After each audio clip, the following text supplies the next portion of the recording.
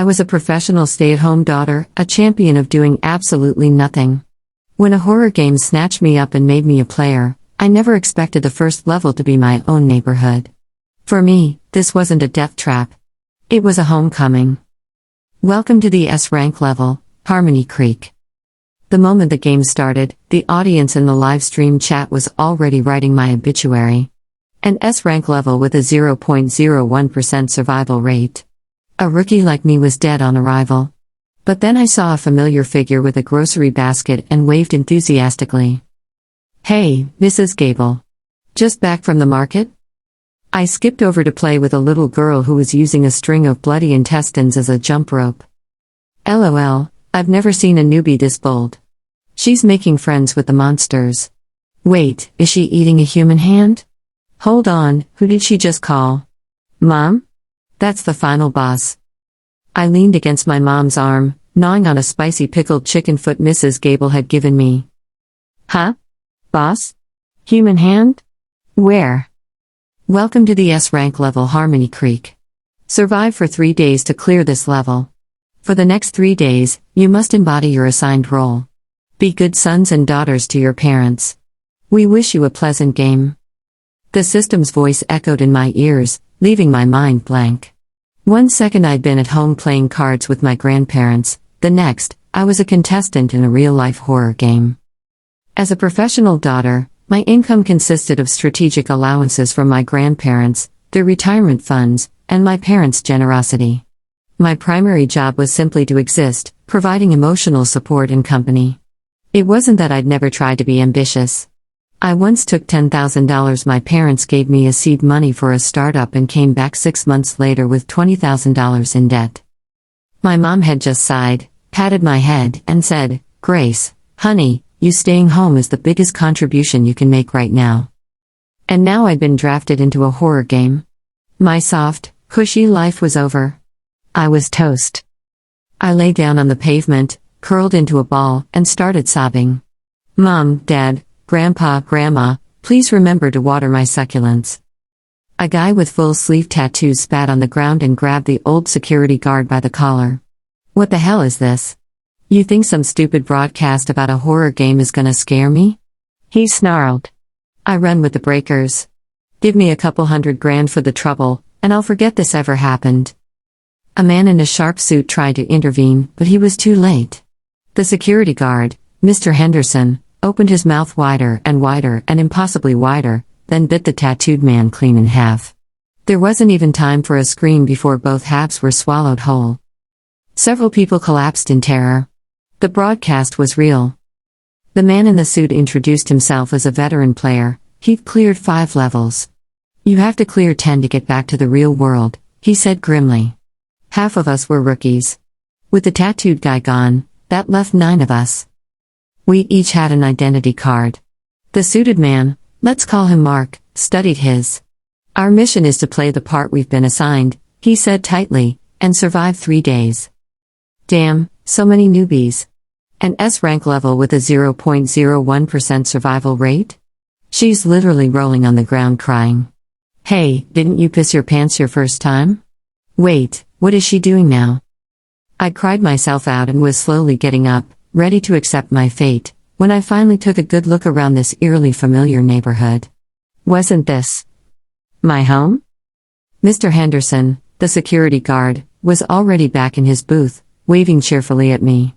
Gracie, what are you doing out here? Thought you'd be inside with your grandma.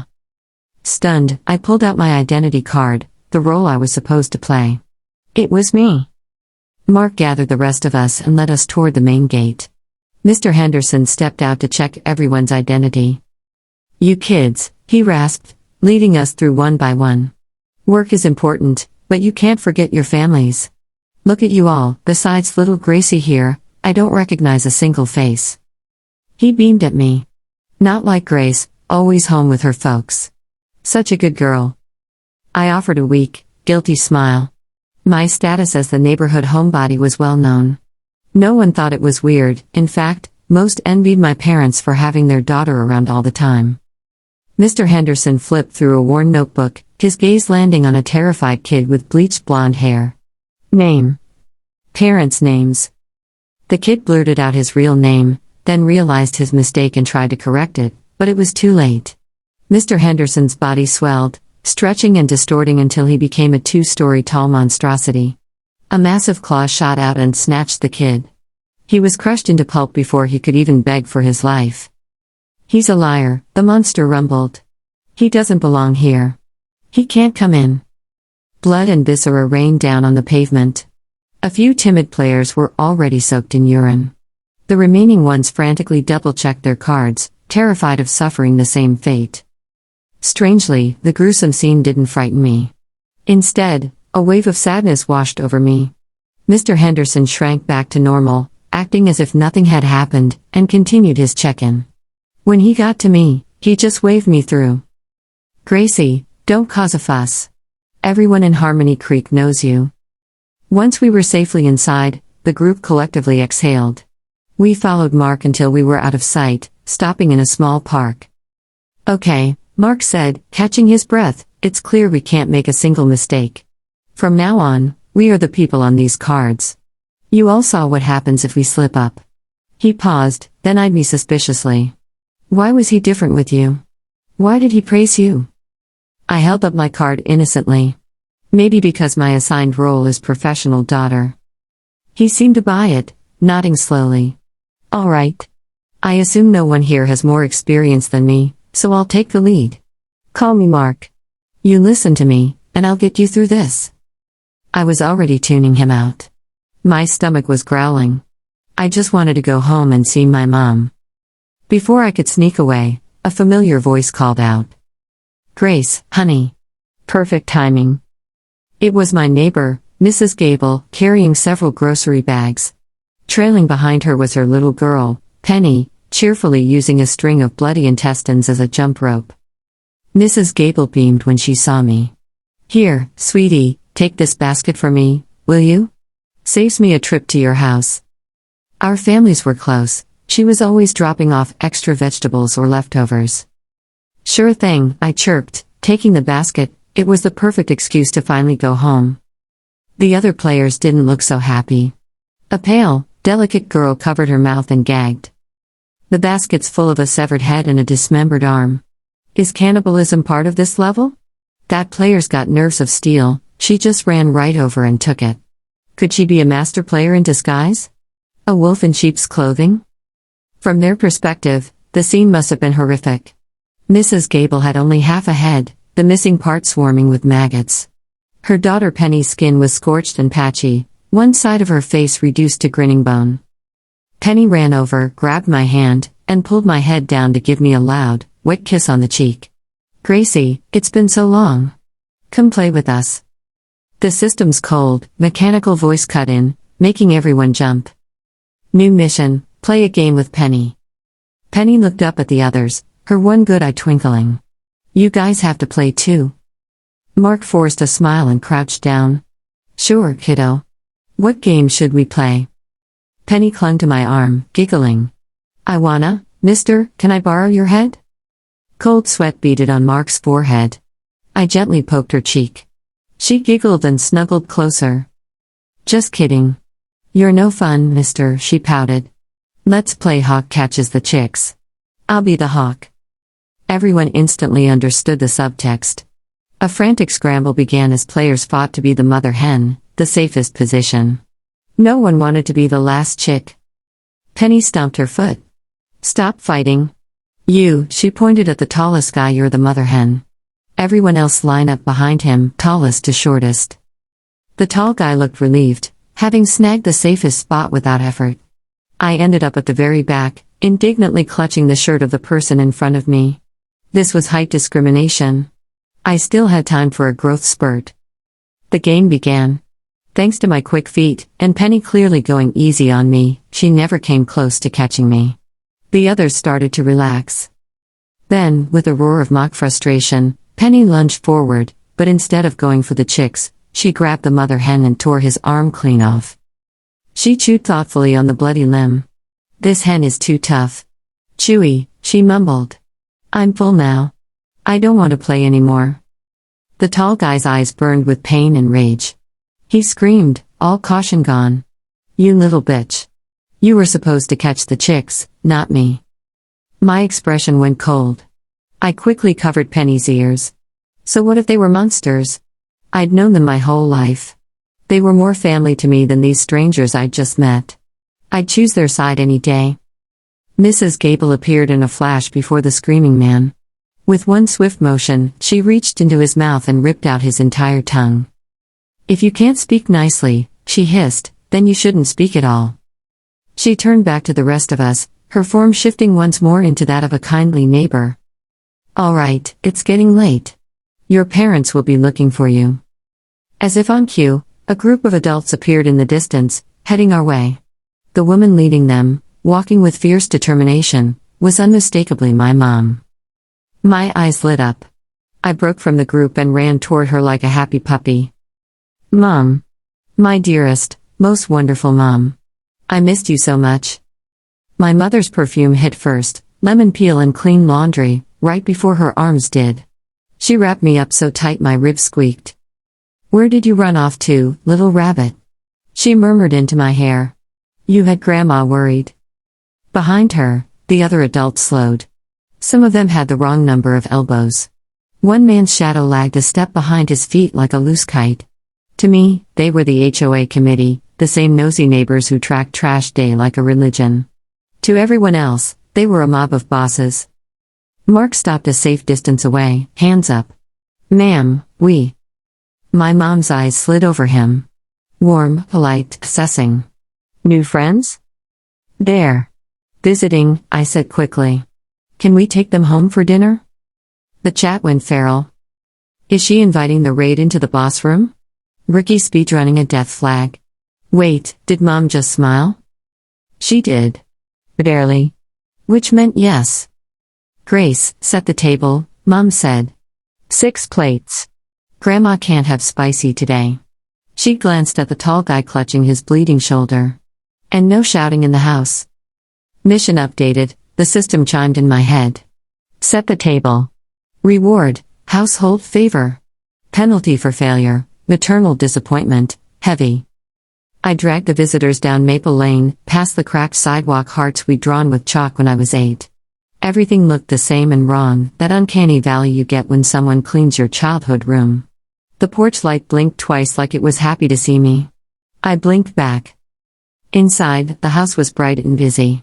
Grandma shuffled a deck of cards at the coffee table. Grandpa pretended not to nap in his chair and absolutely failed at it. Dad stood at the stove with an apron that said kiss the cook or else, stirring something that smelled suspiciously like beef noodle soup and also like rain on hot asphalt. I took plates from the cabinet. The mission ticker purred. +1 household favor. +5 sanity to all residents within 20 feet. The players hovered near the doorway like stray cats during a thunderstorm. Mark's eyes never stopped moving, windows, hallway, knife block, counting exits like that could save him from a mother's appetite for manners. You can sit, I told them. If you put your napkins in your laps, Grandma will love you forever. Grandma peeked over her cards. The blonde boy sits next to me. She patted the cushion, and the pallid, delicate girl pushed him forward instead. He obeyed, knuckles white on his napkin. Mom set a bowl of soup in front of me. Eat first, talk later. Mark leaned toward me. Do not eat anything, he whispered. It's a binding. You accept food, you accept the rules set. It's Tuesday, I whispered back. Soup night is sacred. I tasted the broth. It was lightning in broth and childhood. The room breathed easier. The walls stopped listening so loudly. Mark stared. You're not dying. Why would I die? I said, mouth full. I said please. Grandpa cracked one eye. Girl taught right. The system pinged. Daily task chain, be a good daughter, 3/7. Clear your bowl. Help Grandma cut coupons. Return Tupperware to Mrs. Gable. Sweep the porch. Call Mom by her name at least once, filial piety, local variant. Mrs. Gable was already at the door with another bag of vegetables and a head that was only mostly attached. I forgot your mom's container, she sang, setting a lopsided grin on the shoe rack.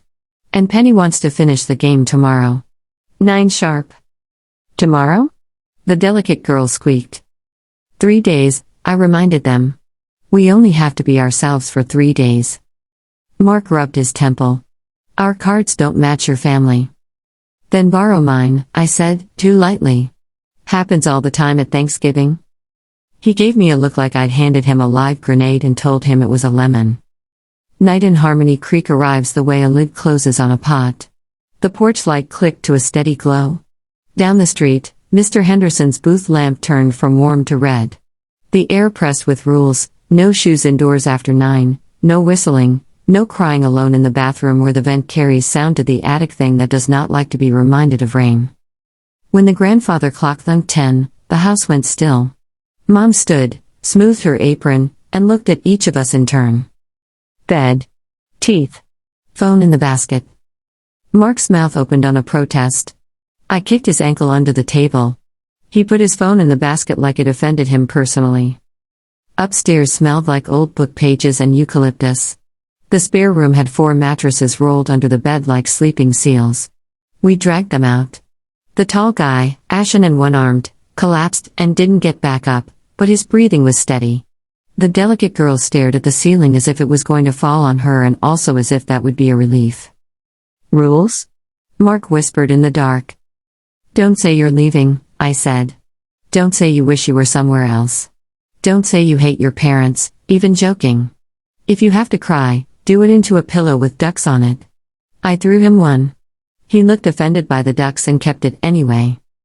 At 2:13 a.m., the lullaby started.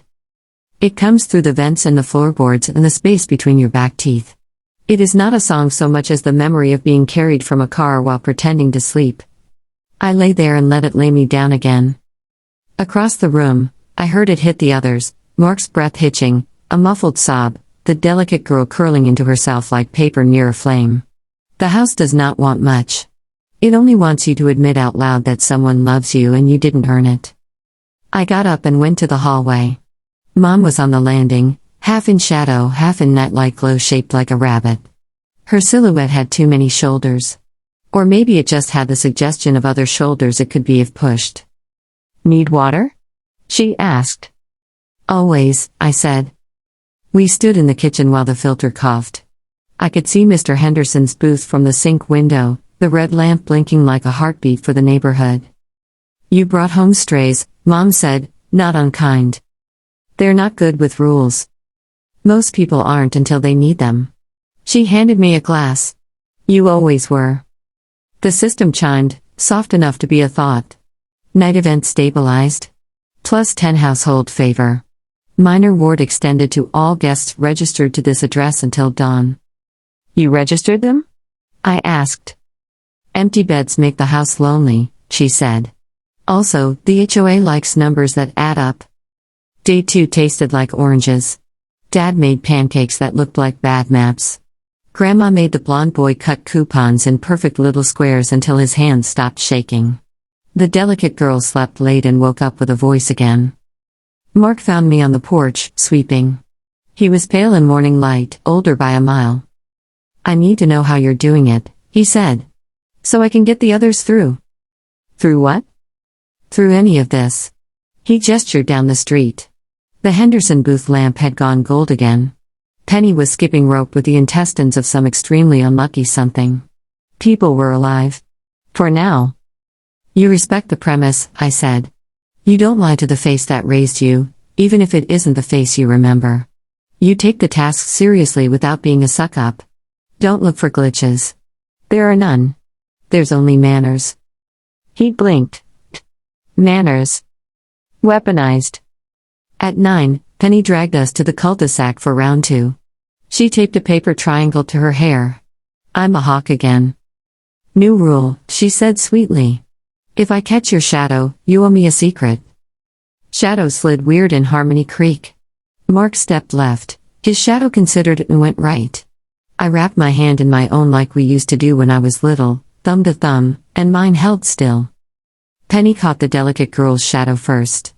The girl squeezed her eyes shut. I wanted to run away when I was 12, she whispered. I packed 2 apples and my math book and forgot socks. I made it to the corner and came back. Penny smiled, Teeth candy bright and also knife. Good secret. When Penny lunged for Mark, he gave up one fast. I forged my dad's signature for a field trip. He found out. He didn't say anything until I graduated. Then he said he was proud of the penmanship. Penny clapped. Your dad sounds like Mr. Henderson.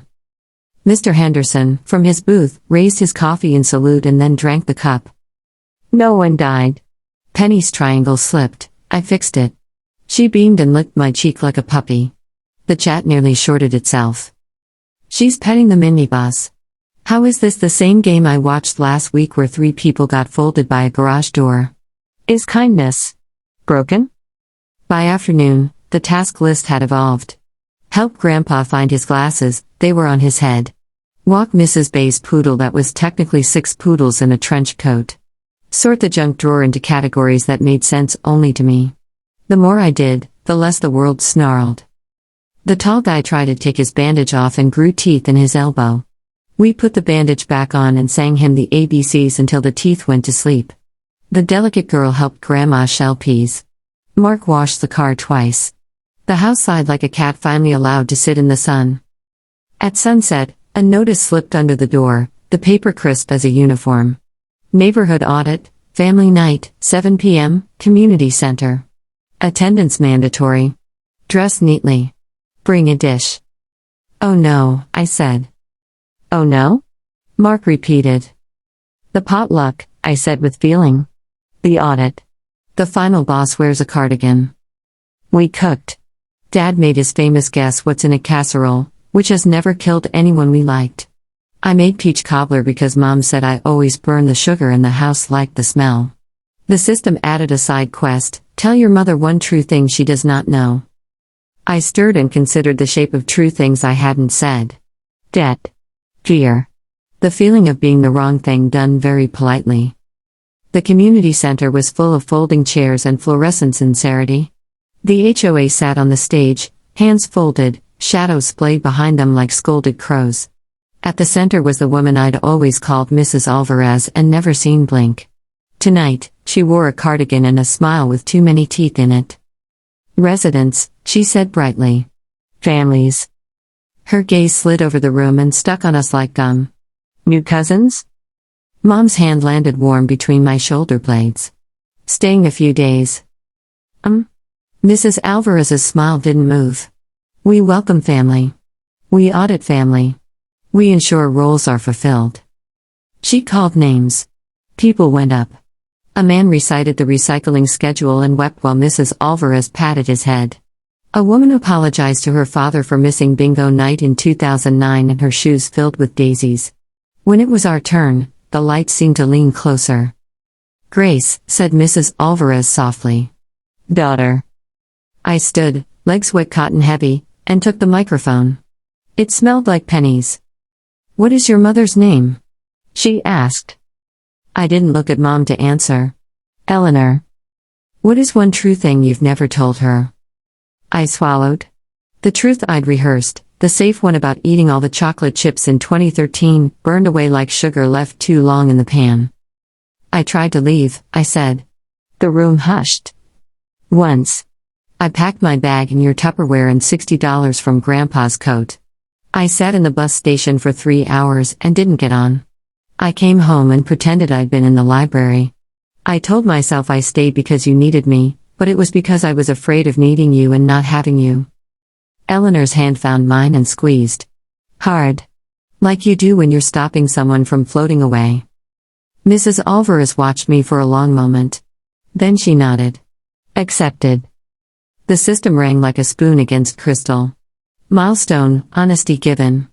Household bond strengthened. Final night modifier reduced. Mark, said Mrs. Alvarez, turning. Visitor.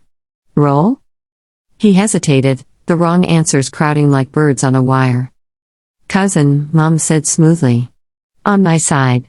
He's all bones and stubborn. He needs feeding. The cardigan's smile widened by a molar. Then he is fed. Mark bowed, actually bowed. Ma'am. We ate. The casserole was 40% salt and 60% nostalgia. The cobbler burned perfectly. Mrs. Alvarez took seconds and told me my crust had improved. I teared up and pretended it was the steam. Night 3 arrived with a wind that smelled like cut grass and thunderstorms. The house vibrated at a pitch only Grandma's hearing aids picked up. Final night, the system whispered. Boss event, family portrait. Oh boy, I said. Comb your hair. At 11, the front room rearranged itself into an altar of photographs. Frames we'd never owned lined the mantel: weddings, kindergarten teeth, a Halloween where I was a cloud and Mom was the sky. In each photo, someone had been erased, a smear where a face should be, a gray thumbprint over a set of shoulders. The air pulsed with want. Positions, Mom said quietly. Like we practiced. We hadn't, of course. Except we had, every dinner, every Tuesday soup night, every time the porch light had learned our shape. I stood between my parents. Grandma held the delicate girl's hand like she'd known her since she was a tomato-sized red thing. Mark hovered at my shoulder. The tall guy breathed through his teeth. The camera blinked an old-fashioned red. The house drew in a breath. Wait, said a voice from the doorway. Mr. Henderson's cap was in his hands. His mouth was human-sized and kind. Missing one. Penny barreled in, hair a sea anemone of paper triangles, cheeks sticky with something that wasn't quite jam. She wedged herself against my side, clutching my fingers. Now we can do it, she said. The flash was not a flash. It was a tide coming in all at once. It was the feeling of getting chosen for a team second, which can sometimes be better than first because you know they saw you. When the light faded, the frame settled. No smears.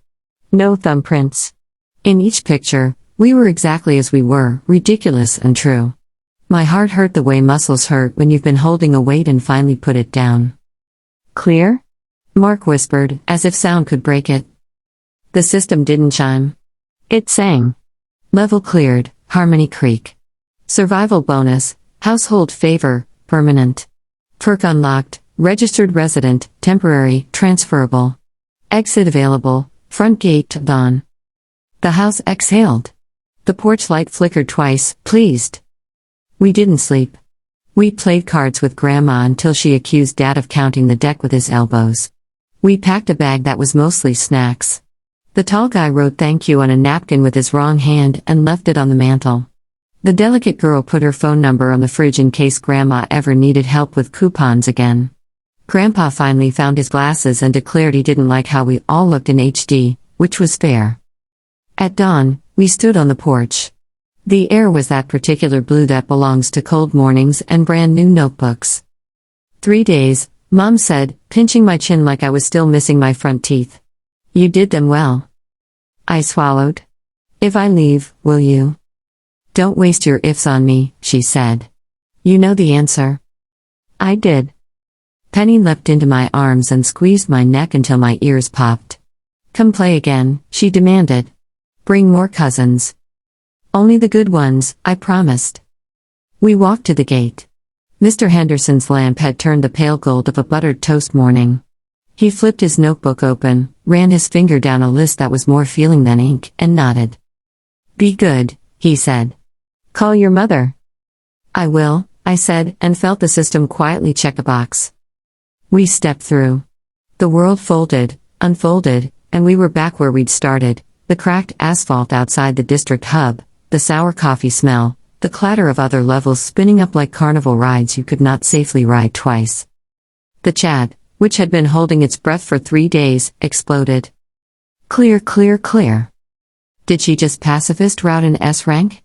Give this girl a cooking show and a sword. Favorite run this season? Not even close. Mark turned to me, eyes red and raw around the edges. He looked like a man who had been given a second childhood and wasn't sure where to put it. How did you know? He asked. I didn't, I said honestly. I just didn't treat it like a game. He barked a laugh that sounded like it belonged to someone who was going to try being kind on purpose from now on. We'll need you in the next level. Maybe it'll be your neighborhood, I said. I'm excellent at learning new recycling schedules. The system hiccuped, then displayed our next destination with the mild cheer of a dentist reminding you it's been 6 months. Level queued, the office holiday party, A rank. Theme, transferable roles, found family, karaoke.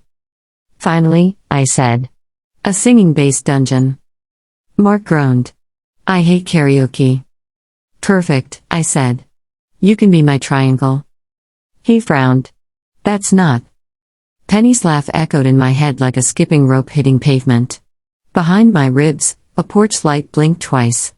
I tightened my grip on the strap of my bag and felt the soft weight of a peach candy in the pocket, wrapped in blue cellophane. I put it on my tongue. It tasted like burned sugar and courage. Let's go, I said, and meant both of us, and all of us, and anyone who needed a place to be a good child for 3 days and live.